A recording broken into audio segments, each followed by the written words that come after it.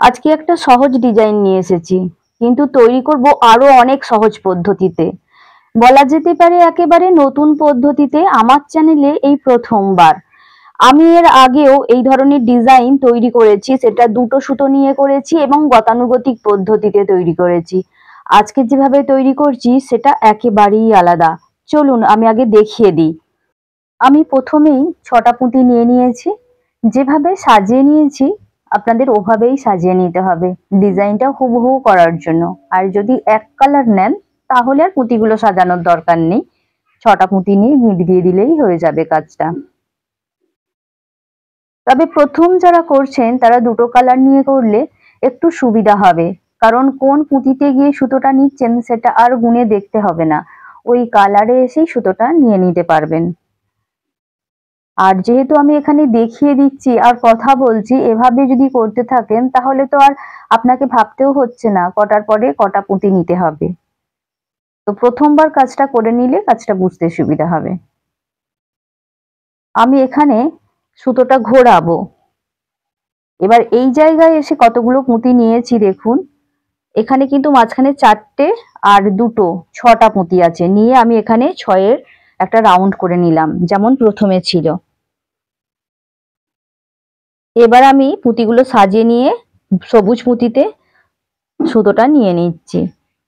দেখুন দুই দিকে দুই প্রান্তে দুটো 6-এর গোল তৈরি হয়ে গেছে, আর মাঝে যেগুলো হচ্ছে সেগুলো 6টা পুঁতির গোল।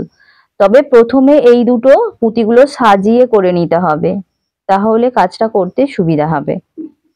আমার অনেক বন্ধুদেরই রিকোয়েস্ট আছে, দিদি পুঁতি তৈরি করতে গিয়ে যে এক্সপিরিয়েন্স তোমার হচ্ছে সেটা শেয়ার করো। অর্থাৎ ব্যাগের সাথে সাথে কিছু গল্পও তো তৈরি হয় নতুন কাজ করতে গেলে, সেগুলো শেয়ার করো। কিন্তু পুঁতির ব্যাগ তৈরি করতে গেলে নতুন ফর্মুলা দেখিয়ে দিতে গেলে প্রত্যেকবারই সেই সংক্রান্ত কথাগুলো বলে দিতে হয়। তাই পুঁতির ব্যাগে অন্য কথা বলার সুযোগ তেমন করে হয় না। এই জায়গায় এসে দেখুন নিয়মটা একটু আলাদা। এখানে আমি সুতোটাকে ঘুরিয়ে নেব, ঘুরিয়ে তারপর আমি মূল লাইনে চলে আসব। এভাবে কাজটা করলে 4টে কোণ সমান থাকবে, কোনো দিকেই কম বেশি থাকবে না। মাইরার তৈরি করার ক্ষেত্রে যেটা অসুবিধা নয়, ব্যাগের ক্ষেত্রে সেটা অসুবিধা। মাহিরা যেটা আমরা দরজায় জানালায় বা মেঝেতে ডিজাইন আকারে তৈরি করি, সেখানে মিলিয়ে দেখার প্রয়োজন হয় না, সেখানে একটা ডিজাইন ফুটিয়ে তুললেই হয়। কিন্তু ব্যাগের ক্ষেত্রে শুধু ডিজাইনটা ফুটিয়ে তুললে হবে না, 4 কোণ সমান থাকতে হবে, কারণ ব্যাগের দুটো পার্টকে তো জুড়তে হবে, আর সেখানে সমান না হলে ব্যাগটা বাঁকা হওয়ার সম্ভাবনা থাকে। সেই জন্য মাহিরাপের ক্ষেত্রে যে নিয়মটা আছে এর মধ্যে 70% এক থাকলেও 30% নিয়ম আলাদা রয়েছে, এটা একটু দেখে নিতে হবে। এখানে আমি 4টে পুঁতি দিয়ে ঘুরছি। এখানে আমি 4টে পুঁতি নিচ্ছি এবার, কিন্তু ওই দিকে যখন যাব তখন কিন্তু 5টা পুঁতিতে ঘুরবে।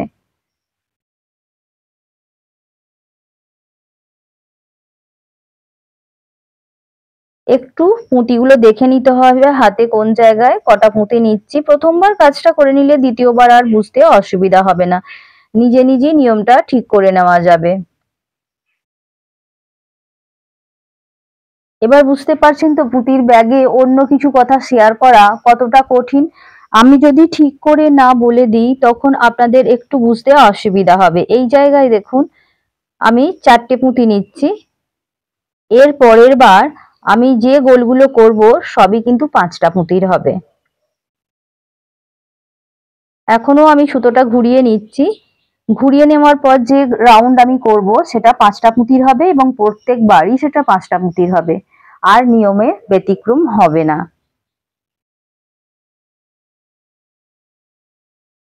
সুতোটা আমাকে এখানে ঘুরিয়ে নিয়ে সামনে চলে আসতে হচ্ছে। আর 5টা পুঁতি নিয়ে যখন ঘুরবো এদিকে, তখন কিন্তু প্রথম পুঁতিটা দুটো পুঁতি নেব 3টে পুঁতির বদলে।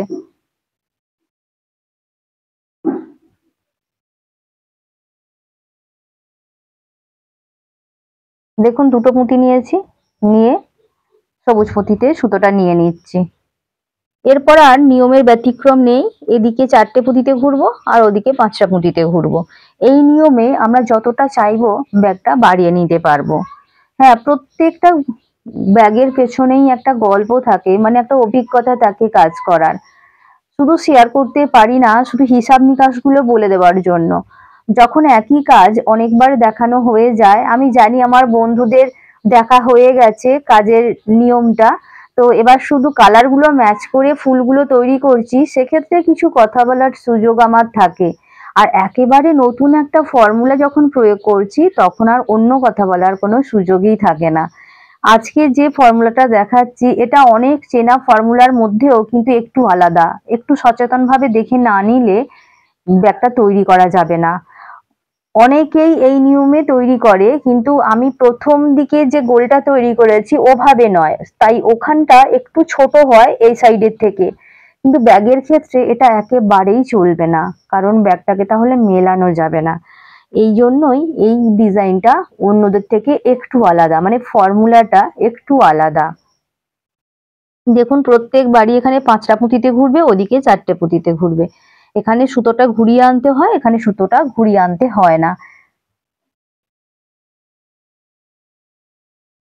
নিজে নতুন কিছু বানানোর আনন্দটাই আলাদা। এই কাজটা করতে গিয়ে আমাকে অনেক প্র্যাকটিস করতে হয়েছে, যেটা আপনাদের দেখানো হয় না।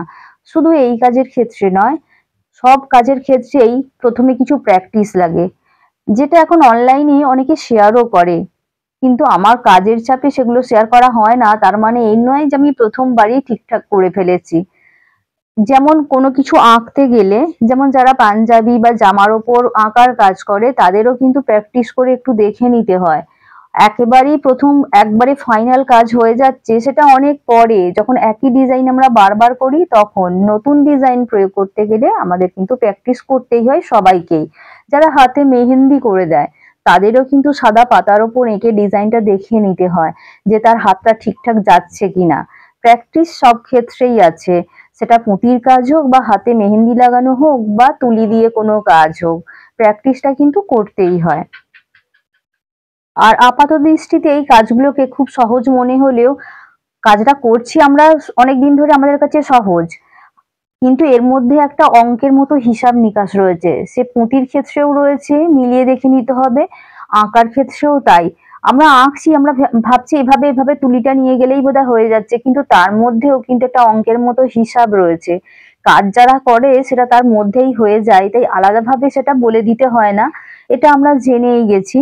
আর হিসাব নিকাশ যেখানে আছে অঙ্কের মতো, সেখানেই হিসাবগুলো মিলিয়ে আগে দেখে নিতে হয়।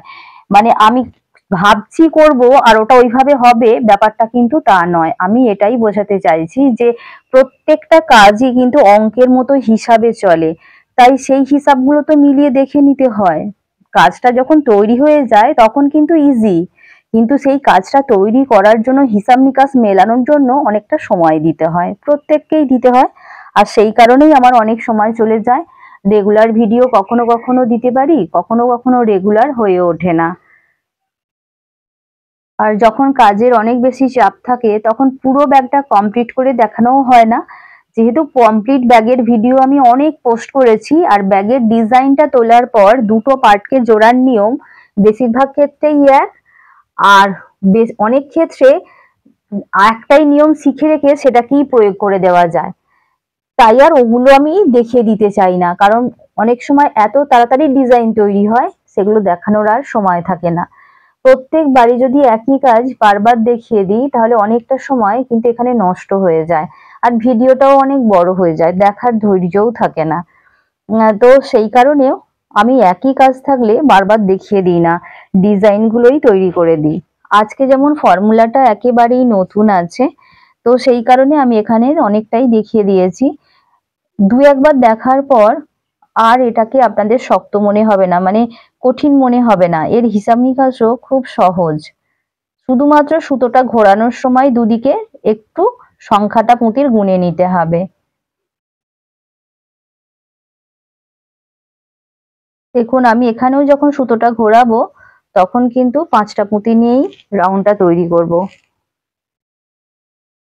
একদিকে সবসময় 5টা পুঁতি দিয়ে ঘুরবে আর একদিকে সবসময় 4টে পুঁতি দিয়ে ঘুরবে।